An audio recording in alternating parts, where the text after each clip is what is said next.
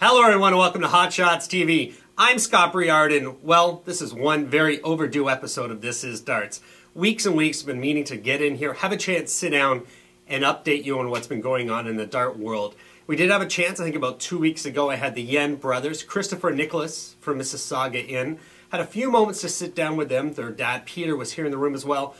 We touched on their great win, the Ontario Youth Dart Championships. They won junior doubles. Young Nicholas was our junior singles champion. But to actually get back into the world of darts, it's been weeks, maybe even over a month, maybe two. I don't know what it's been, but I apologize. I think the last time I was sitting here, we actually had John Part on the phone. John's been doing great recently, actually. I'm happy to say he was a finalist last weekend over in England in a UK Open qualifier. I believe he was a quarterfinalist yesterday, so John's coming back up the ranks. Watch out for him. I've had some great conversations with him. And what we're planning on doing this summer, again, bearing his schedule, we're hoping to really have a chance to get John back out into the Legion and bars around the Ontario area. Who knows, we might even push this off across Canada depending on his schedule. But if you have a location, I've talked to a lot, we've already had emails in from some Legions. If you have a location where you'd like to hold a John Part exhibition, and we're not just talking where he comes out and blows away all your local great players and it's a real, I'm talking we're going all out. We will have some great scorekeepers, have a lot of fun that night, some jokes, some humor to it all. We're going to really create an experience, and that's really what it should be. I've been at enough over the years, and it's just not going to be another champion come out and totally, destroy your great local players. We're going to make it a lot of fun and switch things up. So touch base with me, scott@hotshotscanada.com. Again, my email, scott@hotshotscanada.com. Let me know if you got a location. Heck, I don't care if you're in Michigan, New York, we can make arrangements. We'll definitely be following up on the show with more at some point. As soon as John gets back from this trip over to the UK, I think he's there for about 3 weeks. Should be home later next week. So we'll touch base with him. We'll get some dates scheduled up, and you send me an email and say, hey, my Legion, we can definitely use this. Or I'm sports director at the Knights of Columbus. I don't care if you own the Piggly Winks Bar and Grill. You guys got some dartboards you want to put a world champion in. Send me an email. We're going to talk about that. Okay, back to the youth. March. Again, my favorite month for darts. Had a chance. I got down to St. Catharines on a Sunday afternoon. It's amazing to see, and I can completely relate to it because I spent all those years as an Ontario youth dart player. The kids are passionate about this game. Again, they have no concern about politics. There's no he said, she said. These kids are down there to play a game, win the provincial championships, have a great time, and make their way off to the nationals. And I got to tell you, it was a great thing to see. I had a chance. It was nice that they asked me to come up on the stage. I handed out some of the awards at the end of the evening. And these kids were just thrilled to come up and be the singles champion for Ontario, the junior girls champion and such. Really proud of Christopher and Nicholas Yen locally. Both did great. Almost played each other in the singles, the junior boys final. But Nicholas went on, won that. And they were actually doubles champions. They've been customers of ours for quite some time. Play locally in a youth dart league, I believe, somewhere in Toronto, east end of Toronto. Anyway, great kids, great dad. And everybody else I saw down there had a chance to finally meet Rocky, Ron Wilcox. His son, Stephen, what a little player. I believe he's 11, Park Hill, Ontario. Definitely our next John Part in this country anyway. He's got another great kid with a passion for the game. He's going to do wonderful things. And he has a dad who's so immersed in darts, running venues and such up in the Park Hill area, as well as how involved he is online. I mean, he's a real diehard CWA Darts, SCWA-DARTS.com. Rocky's embedded inside there, holding great conversations with Americans, Canadians alike, the pros and everybody else that discuss the world of darts. Get in there.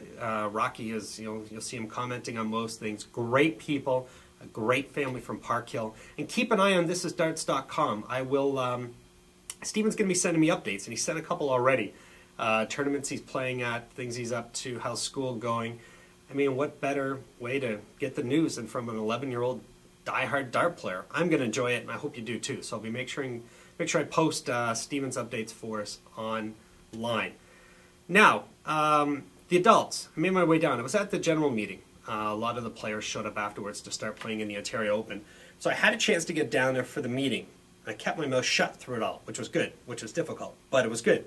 I mean, these are people, it's a volunteer organization. which is difficult. A lot of these people put a lot of man hours into this. And you can say, well, they get hotel rooms, maybe a bit of food, some travel.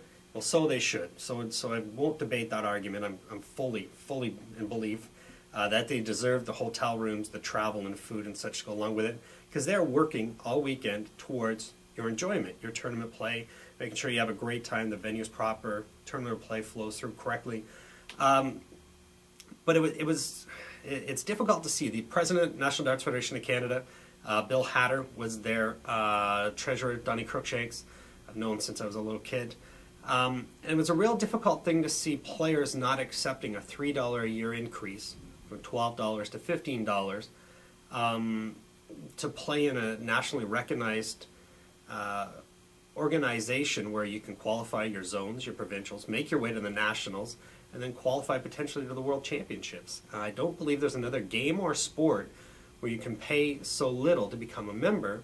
Don't get me wrong, there's zones, fees, provincial registration. There's money involved in it as well as the $12 or $15.